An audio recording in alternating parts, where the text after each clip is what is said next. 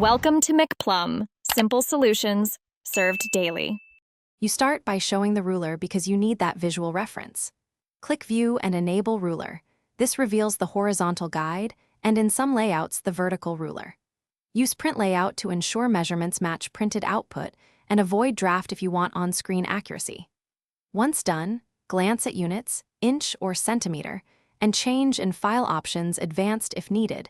That ensures tabs and indents behave predictably as you continue. You now configure tabs and indents for precise layout. Drag the small markers on the horizontal ruler. First line to control paragraph starts, hanging to offset subsequent lines, and the left indent to move the whole block. Click on the ruler to insert tab stops where you want text to align. Double-click a tab to set alignment and leader dots. If you need exact values, open the paragraph dialog and enter numbers like 0, 5, or 1 inch so spacing is consistent. Finish by aligning objects and verifying measurements with the ruler. Use the vertical ruler to adjust top and bottom margins or to position images precisely. Select an object and drag its edges while watching ruler ticks.